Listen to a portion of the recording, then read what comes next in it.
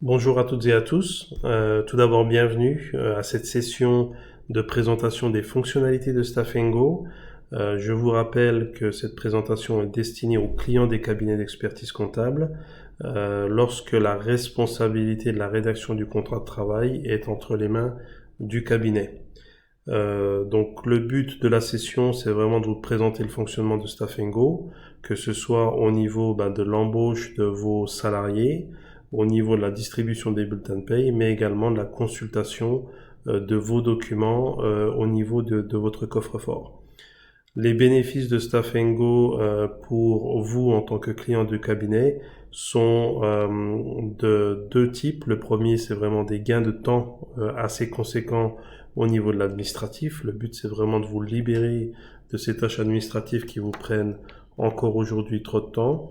Et deuxièmement, c'est de vous offrir aussi plus de confort, puisque vous n'aurez plus besoin de vous connecter à un PC pour exécuter vos demandes d'embauche, pour signer vos contrats, pour émettre une DPAE ou même pour envoyer vos bulletins de paye à vos salariés dans un coffre numérique. Ce que vous voyez à l'écran, c'est l'interface de Stafengo depuis un smartphone. Je suis en ce moment connecté avec le compte de l'employeur qui va justement procéder à une demande d'embauche vis-à-vis de son cabinet d'expertise comptable. Ce que vous voyez au niveau de l'écran d'accueil, c'est les actions en attente. C'est là par exemple que vous verrez un lien qui vous permettra d'accéder plus tard au contrat de travail pour le signer, une fois qu'il sera préparé par le cabinet. Là, on va aller tout de suite à la toute première étape, à la demande d'embauche. Donc j'ai un lien ici qui va me permettre justement de lancer la demande d'embauche. Quand je clique sur le lien, j'arrive sur un formulaire qui va me permettre justement de communiquer à mon cabinet les informations nécessaires à la rédaction du contrat de travail. Donc le type de contrat et en fonction de la sélection, de nouveaux champs vont apparaître. Dans le cas d'un CDD, il faut également indiquer le motif du contrat. Dans l'exemple ici, nous allons partir sur un CDD de remplacement d'un salarié absent. Nous allons indiquer la fonction de ce salarié, serveur, et également les dates du contrat, donc la date de début et de fin du contrat.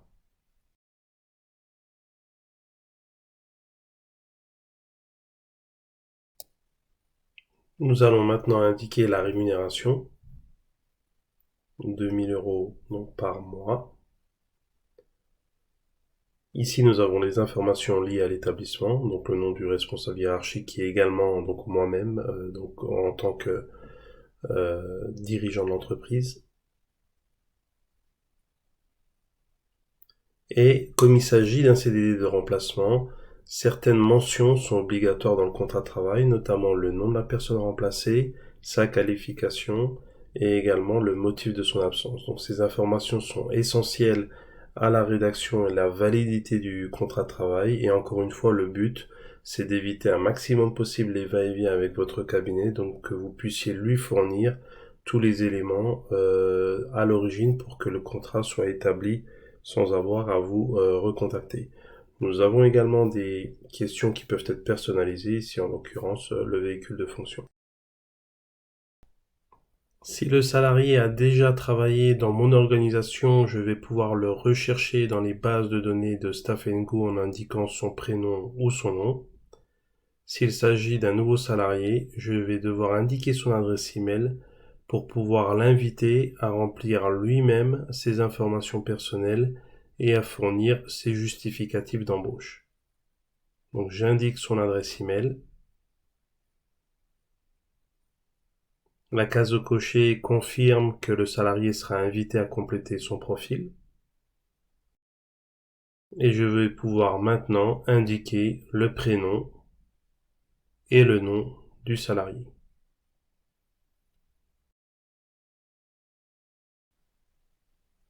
Et j'ai une option au niveau de la DPAE. Je peux, si je souhaite, déclencher la DPAE automatiquement une fois que les mentions obligatoires URSSAF sont saisies.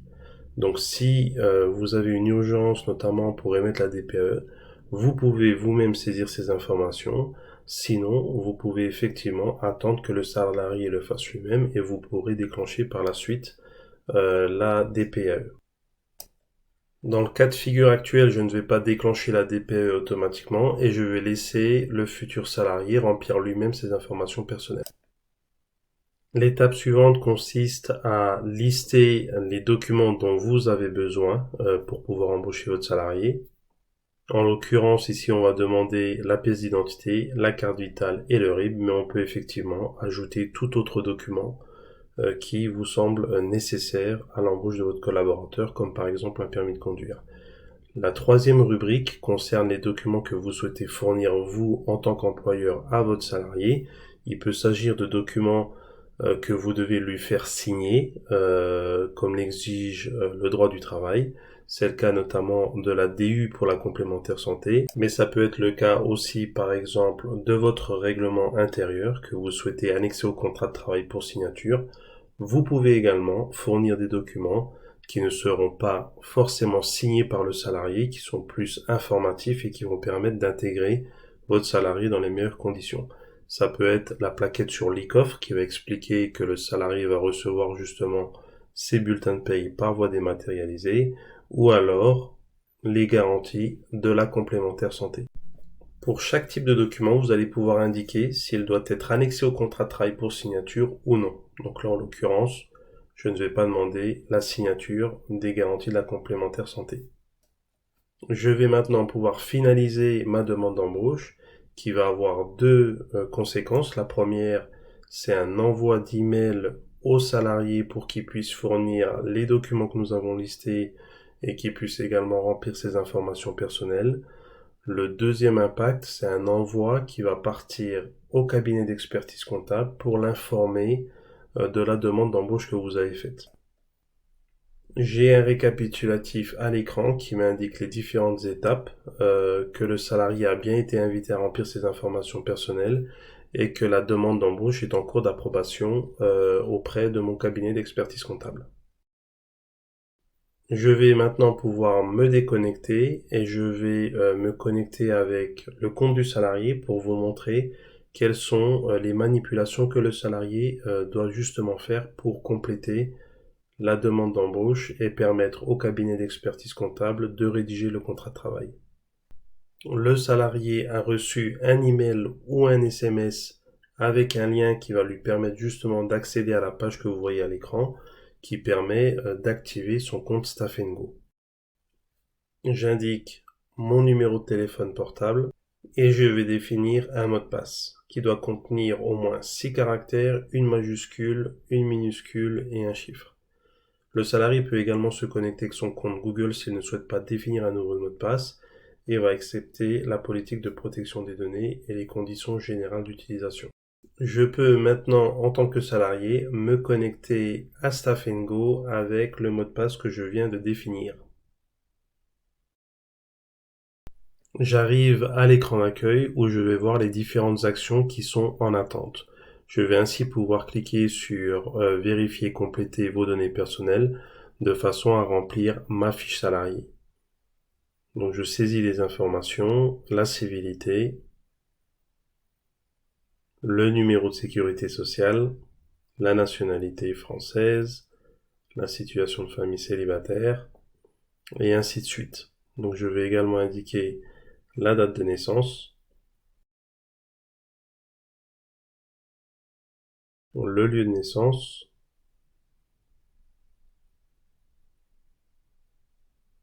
et également l'adresse à laquelle je réside. Les informations concernant le permis de conduire sont facultatives.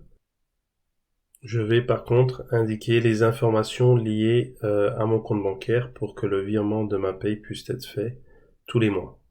Donc j'indique le nom du titulaire du RIB ainsi que l'IBAN et le BIC. Je sauvegarde et je peux maintenant confirmer la validité des informations saisies et enregistrer les informations. Je vais maintenant pouvoir passer à l'étape suivante. J'ai une bulle rouge qui m'indique que j'ai 3 actions en attente. Je vais donc pouvoir, dans un premier temps, consulter les documents employeurs. Je vois donc la liste des documents que mon employeur m'a communiqué, la complémentaire santé, la DU pour la complémentaire santé, que je peux consulter,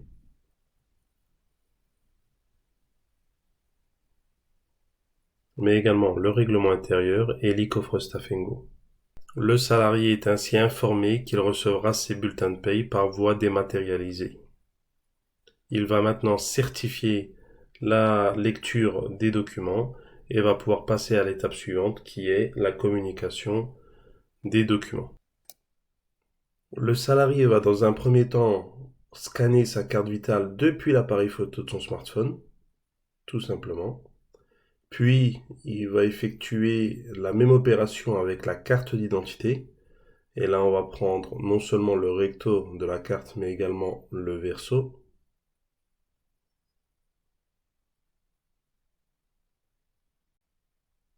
Puis, on procède de la même manière avec le RIB et on prend une photo du RIB pour pouvoir le communiquer à l'employeur.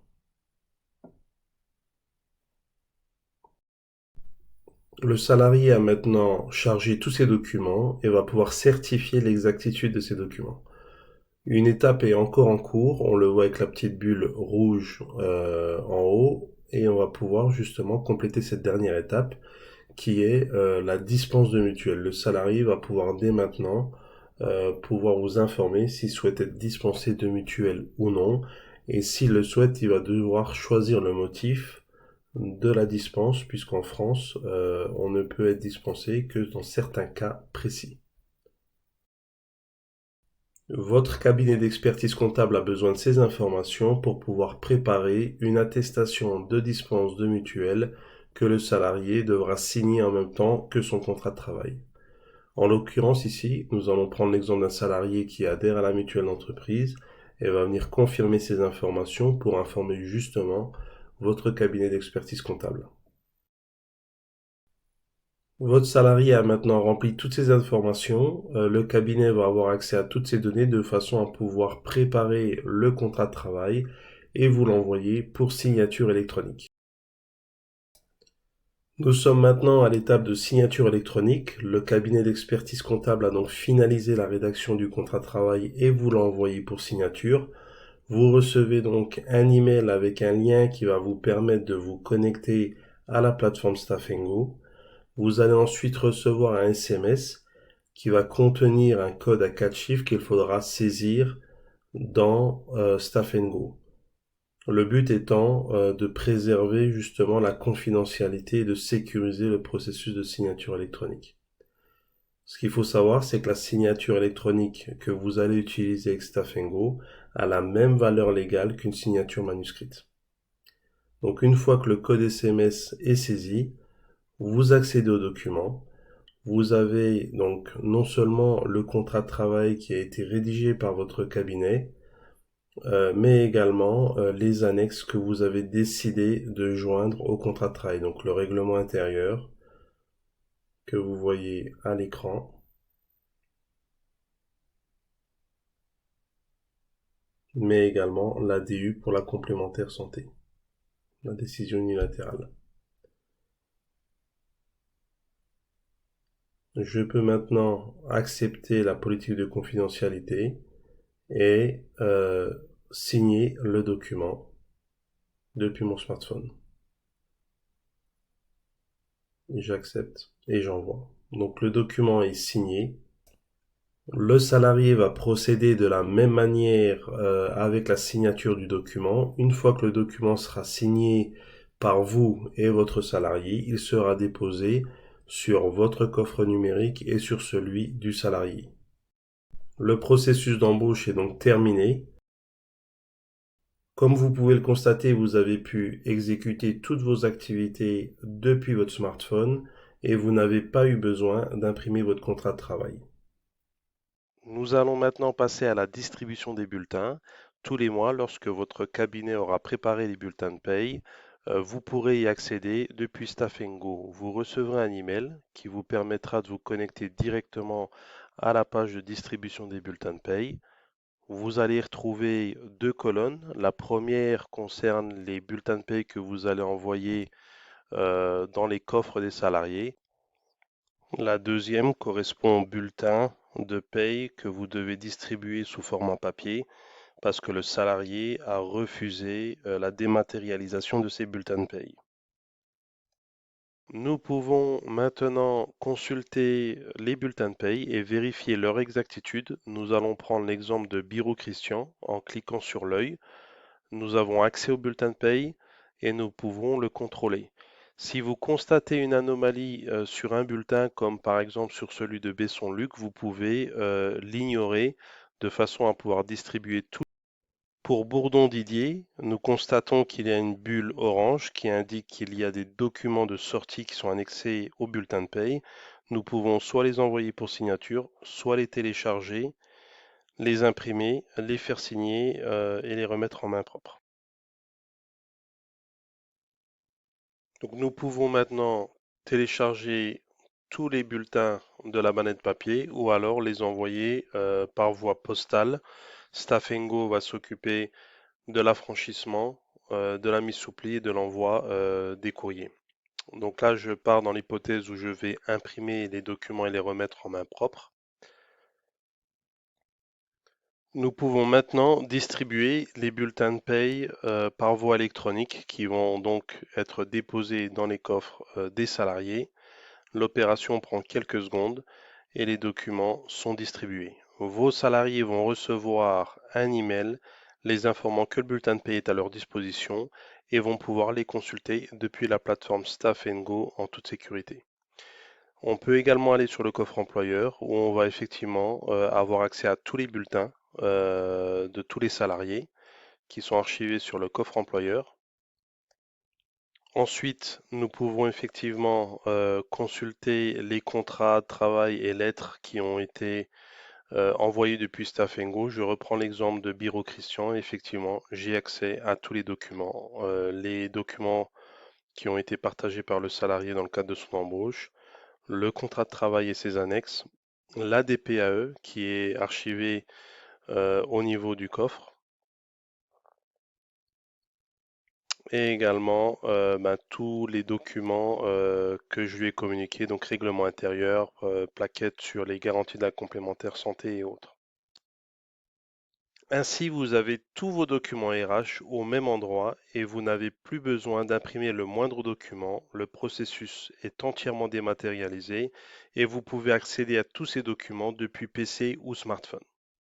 Connectons-nous maintenant avec le compte du salarié. Depuis son smartphone, il va avoir un raccourci à son bulletin de paye sur la première page d'accueil de Staff Go. Il va pouvoir télécharger le document et le consulter. Et il aura également tous les autres documents, notamment son contrat de travail qu'il a récemment signé euh, avec un certificat qui est déposé sur chacune des pages du document et on voit effectivement les deux signatures. Donc ce document, je le rappelle, a la même valeur légale qu'une signature manuscrite. Le salarié a également accès aux documents qui ont été communiqués dans le cadre de son intégration, donc les garanties de la complémentaire santé, qu'il a déjà consulté avant de signer son contrat. Le salarié peut également accéder à ces documents à travers son coffre. On voit bien ici le bulletin de paye, ensuite le contrat de travail et tous les documents qui étaient associés à l'embauche du salarié. Enfin, votre salarié pourra utiliser Staff Go à titre personnel, pourra créer de nouveaux dossiers, charger des documents personnels auxquels vous n'aurez pas accès. Il sera le seul à pouvoir accéder à ces documents. Donc, je vous remercie pour le temps que vous m'avez consacré. Nous sommes à votre disposition pour répondre à vos questions.